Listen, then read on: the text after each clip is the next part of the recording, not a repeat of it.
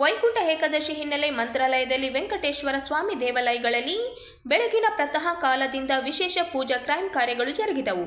ಮಠದ ಪೀಠಾಧಿಪತಿ ಸುಬದೇಂದ್ರ ತೀರ್ಥರು ವೆಂಕಟೇಶ್ವರನಿಗೆ ವಿಶೇಷ ಪೂಜೆ ಸಲ್ಲಿಸಿದರು. ವೈಕುಂಠ ಏಕಾದಶಿ ಹಿನ್ನೆಲೆಯಲ್ಲಿ ಮಂತ್ರಾಲಯಕ್ಕೆ ಆಗಮಿಸಿದ ಸಾವಿರಾರು ಭಕ್ತರು ವೆಂಕಟೇಶ್ವರನ ದರ್ಶನ ಪಡೆದು ಪುನೀತರಾದರು.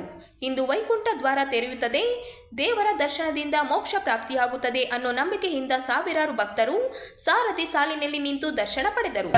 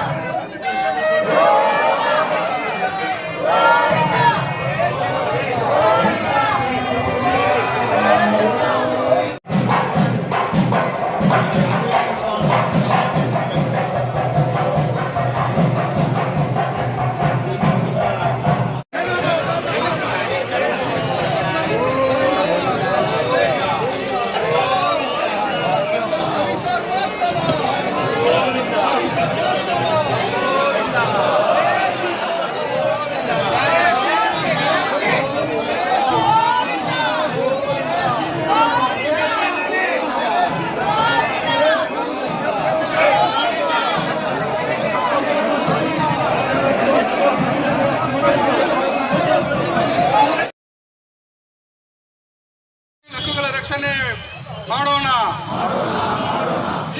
ಜಿಂದಾಬಾದ್.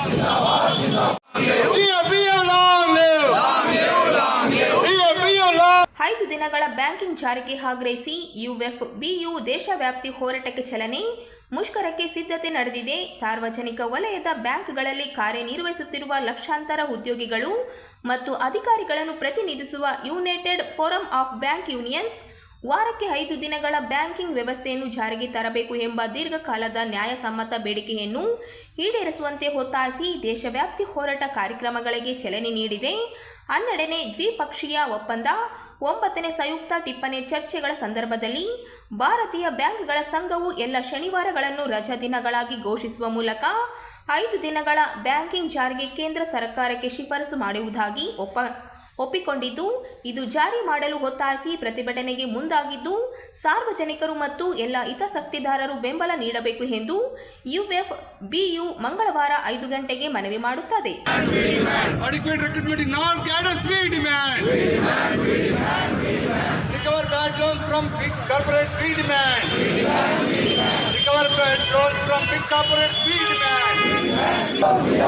Anti-worker labor codes, we oppose.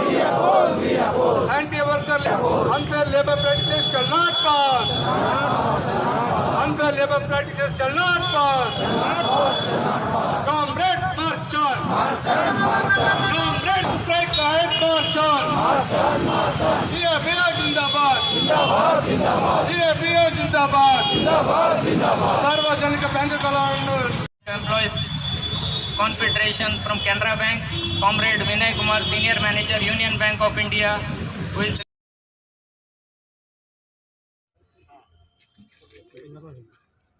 ಅಪಾಯದಲ್ಲಿರುವ ಅಥವಾ ಸಂಕಷ್ಟದಲ್ಲಿರುವ ದುರ್ಬಲ ಮಹಿಳೆಯರು ಮತ್ತು ಮಕ್ಕಳಿಗೆ ತಕ್ಷಣ ರಕ್ಷಣೆ ನೀಡು ಮತ್ತು ಮಹಿಳೆಯರು ಮತ್ತು ಮಕ್ಕಳ ಸುರಕ್ಷತೆಯಲ್ಲಿ ಸುಧಾರಣೆ ತರುವ ಜೊತೆಗೆ ಸಮಾಜದಲ್ಲಿ ಕಾನೂನು ಹಕ್ಕುಗಳ ಬಗ್ಗೆ ಜನರಲ್ಲಿ ಜಾಗೃತಿ ಮೂಡಿಸಲು ರಾಜ್ಯ ಸರ್ಕಾರದಿಂದ ಜಾರಿಗೆ ತರಲಾದ ಅಕ್ಕಪಡೆಯ ಜಿಲ್ಲಾ ಪಡೆ ಇನ್ನು ಮುಂದೆ ರಾಯಚೂರು ನಗರದಲ್ಲೂ ಕೂಡ ಕಾರ್ಯನಿರ್ವಹಿಸಲಿದೆ ಎಂದು ಮಂಗಳವಾರ 11 ಗಂಟೆಗೆ ಎಸ್ಪಿ ಪುಟ್ಟಮಾದಯ್ಯ ಅವರು ಹೇಳಿದರು. ಅಕ್ಕಪಡೆಯ ಯಶಸ್ವಿ ಕಾರ್ಯವನ್ನು ರಾಜ್ಯ ಸರ್ಕಾರ ಪರಿಗಣಿಸಿ ರಾಜ್ಯದ ಇತರೆ ಜಿಲ್ಲೆಗಳಲ್ಲಿಯೂ ಅಕ್ಕಪಡೆಯನ್ನು ವಿಸ್ತರಿಸಲಾಗಿದ್ದು, ಇಂದು ನಗರದ ಎಸ್ಪಿ ಕಚೇರಿಯಲ್ಲಿ ಅಕ್ಕಪಡೆಯ ವಾಹನವನ್ನು ಜಿಲ್ಲಾ ಪೊಲೀಸ್ ಪರಿಶಿಷ್ಟ ಅಧಿಕಾರಿಗಳಿಗೆ ಹಸ್ತಾಂತರಿಸಲಾಯಿತು. ಮಹಿಳಾ ಮತ್ತು ಮಕ್ಕಳ ಅಭಿವೃದ್ಧಿ ಇಲಾಖೆಯು ಮಹಿಳಾ ಗೃಹ ರಕ್ಷಕನೊಳಗೊಂಡ ಅಕ್ಕಪಡೆಯನ್ನು ರಚಿಸಲಾಗಿದ್ದು, ದೌರ್ಜನ್ಯ, ಹಿಂಸೆ, ನಿರ್ಲಕ್ಷ್ಯ ಅಥವಾ ಶೋಷಣೆಯನ್ನು ಎದುರಿಸುತ್ತಿರುವ ಮಹಿಳೆಯರು ಮತ್ತು ಮಕ್ಕಳಿಗೆ ಸಕಾಲಕ್ಕೆ ಸಹಾಯ ಹಸ್ತವನ್ನು ಹಾಗೂ ರಕ್ಷಣೆಯನ್ನು ಈ ಪಡೆ ನೀಡಲಿದೆ ಎಂದರು.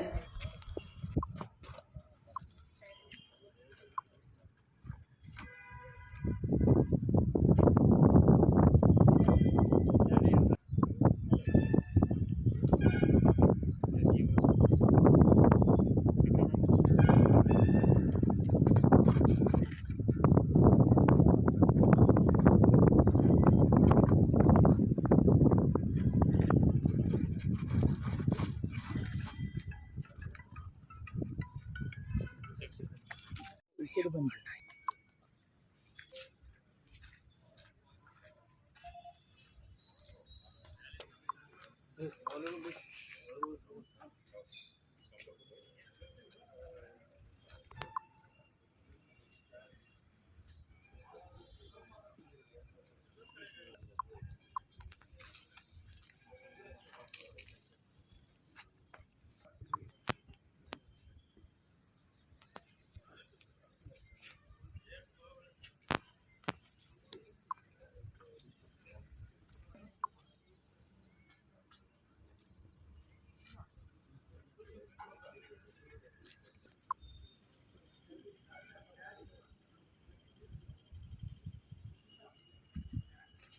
ಇತ್ತೀಚೆಗೆ ನಮ್ಮ ಸರ್ಕಾರ ಅಕ್ಕಾಪಡೆ ಅಂತೇಳಿ ಒಂದು ಹೊಸ ವಾಹನನ ನಮ್ಮ ಇಲಾಖೆಗೆ ನೀಡಿದೆ.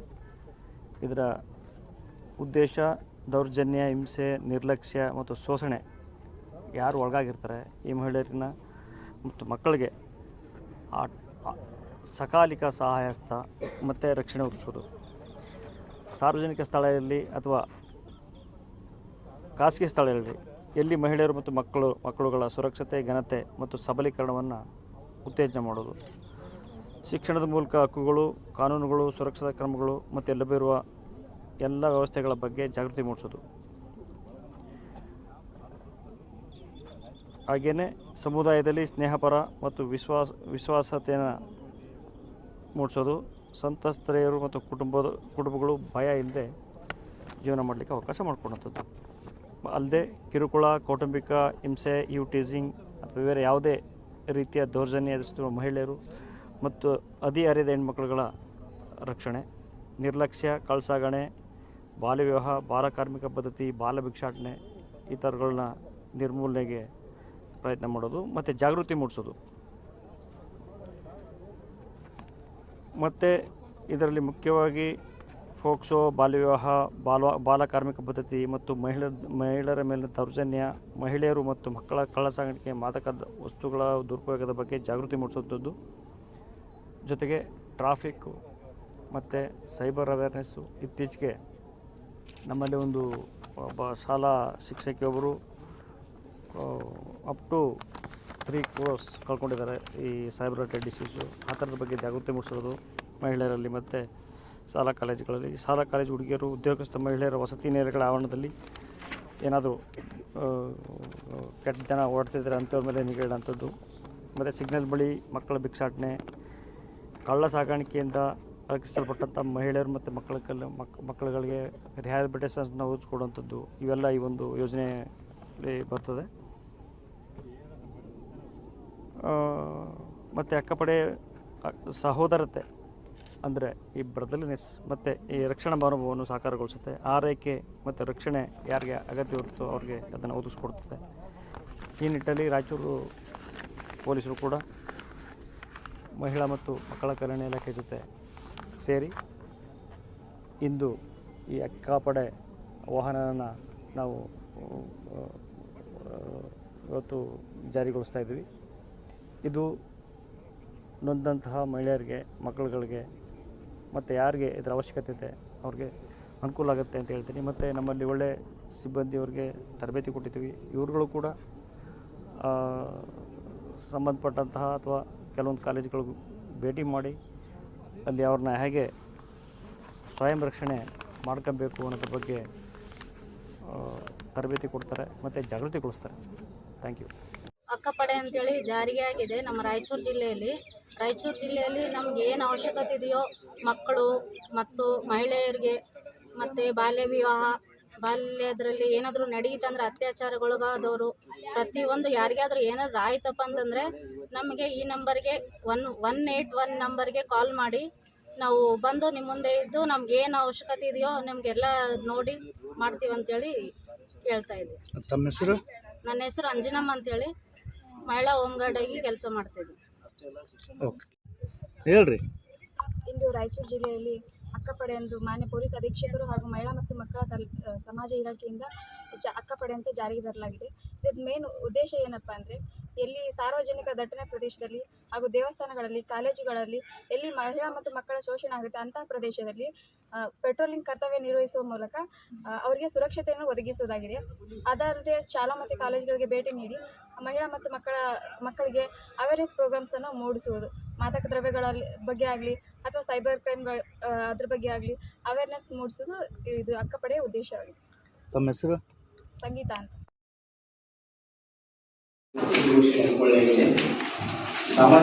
ಸರ್ಕಾರಿ ನೌಕರ ಬಡ್ತಿ, ಎಸ್ಸಿಪಿ ಅನುದಾನ, ಸ್ಥಳೀಯ ಚುನಾವಣೆ ಸೇರಿ ಇನ್ನಿತರೆ ಸೌಲಭ್ಯಗಳಲ್ಲೂ ಮಾದಿಗ ಸಮಾಜಕ್ಕೆ ಶೇಕಡ 6 ಮೀಸಲಾತಿ ನೀಡಬೇಕು ಹಾಗೂ ಡಿಸೆಂಬರ್ 6ರಂದು ವರ್ಣಾ ಪೊಲೀಸ್ ಠಾಣೆ ವ್ಯಾಪ್ತಿಯಲ್ಲಿ 42 ಜನ ಹೋರಾಟಗಾರರ ವಿರುದ್ಧ ಹೂಡಿದ ಸುಳ್ಳು ಕೇಸ್ ಹಿಂಪಡೆಯಲು ಒತ್ತಾಯಿಸಿ ಜಿಲ್ಲೆಯ ಸಿಂಧನೂರಿಗೆ ದಿನಾಂಕ 3ರಂದು ಆಗಮಿಸಲಿರುವ ಮುಖ್ಯಮಂತ್ರಿ ಸಿದ್ದರಾಮಯ್ಯ ಅವರನ್ನು ರೆಫರ್ ಮಾಡಲಾಗುವುದು ಎಂದು ಸಾಮಾಜಿಕ ನ್ಯಾಯಕ್ಕಾಗಿ ಪರಿಶಿಷ್ಟ ಜಾತಿಗಳ ಒಳ ಮೀಸಲಾತಿ ಹೋರಾಟ ಸಮಿತಿ ರಾಜ್ಯ ಸಂಚಾಲಕರಾದ ಎಸ್ ಮಾರಪ್ಪ ವಕೀಲ್ ಹೇಳಿದರು.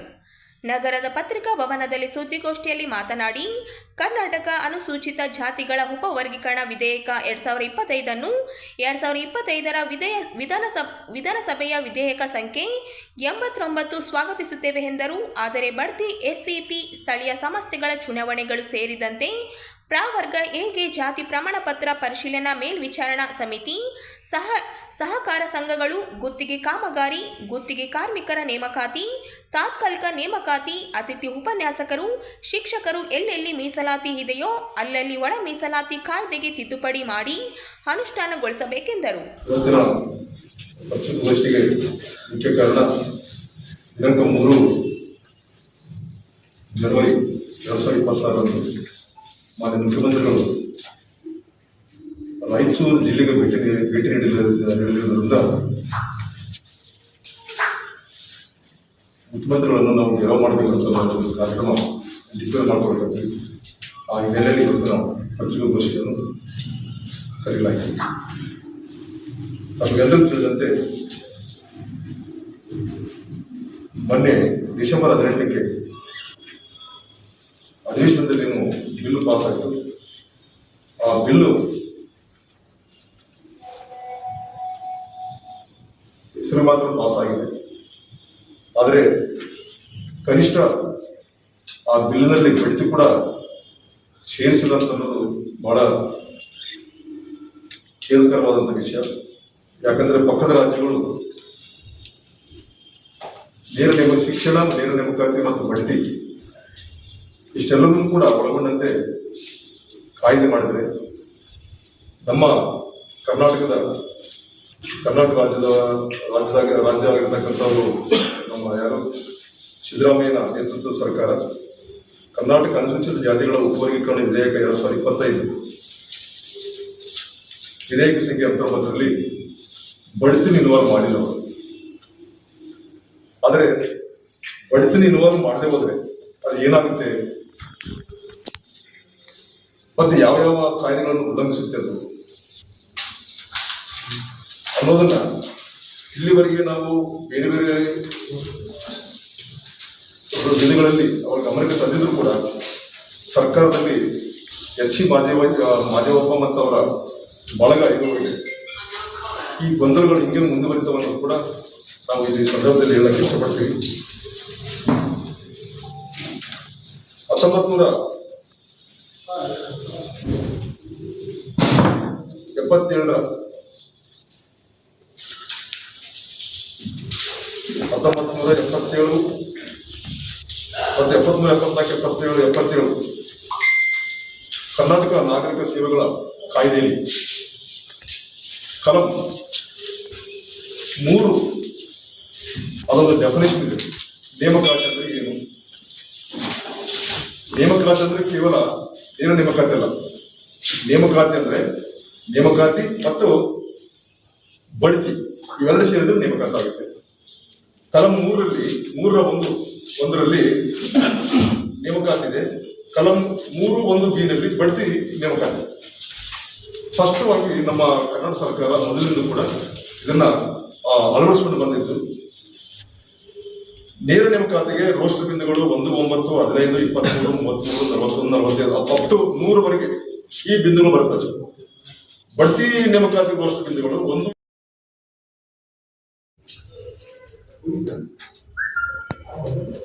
ಈ ನಮ್ಮ ಭೀಮಾ ಕೊರೆಗಾಂವ್ ಯೂತ್ ಸಂಘ ನೇತಾಜಿ ನಗರ ರಾಯಚೂರು ಇವರ ವತಿಯಿಂದ ಭೀಮಾ ಕೊರೆಗಾಂವ್ 208ನೇ ವಿಜಯೋತ್ಸವವನ್ನು ಜನವರಿ 1ರಂದು ಅತ್ಯಂತ ವಿಜೃಂಭಣೆಯಿಂದ ಆಚರಿಸಲಾಗುವುದು ಎಂದು ಭೀಮಾ ಕೊರೆಗಾಂವ್ ಯೂತ್ ಸಂಘದ ಸಂಚಾಲಕ ಪರಶುರಾಮ ತಿಳಿಸಿದರು. ನಗರದ ಪತ್ರಿಕಾ ಭವನದಲ್ಲಿ ಸುದ್ದಿಗೋಷ್ಠಿಯಲ್ಲಿ ಮಾತನಾಡಿದ ಅವರು, ಸಂಜೆ 5 ಗಂಟೆಗೆ ನೇತಾಜಿ ನಗರದಿಂದ ಭವ್ಯ ಮೆರವಣಿಗೆಗೆ ಚಾಲನೆ ನೀಡಲಾಗುತ್ತದೆ. ಮೆರವಣಿಗೆ ನೇತಾಜಿ ನಗರದಿಂದ ಆರಂಭವಾಗಿ ಶೆಟ್ಟಿಬಾವಿ ವೃತ್ತ, ಸರಗ್ ಬಜಾರ್, ತೀನ್ ಕಂದಿಲ್, ಭಗತ್ ಸಿಂಗ್ ವೃತ್ತ, ಜಾಕಿರ್ ಹುಸೇನ್ ವೃತ್ತ, ಕೇಂದ್ರ ಬಸ್ ನಿಲ್ದಾಣ ಮಾರ್ಗವಾಗಿ ಸಾಗುತ್ತಾ ಡಾಕ್ಟರ್ ಬಾಬಾ ಸಾಹೇಬ್ ಅಂಬೇಡ್ಕರ್ ವೃತ್ತ ತಲುಪಲಿದೆ.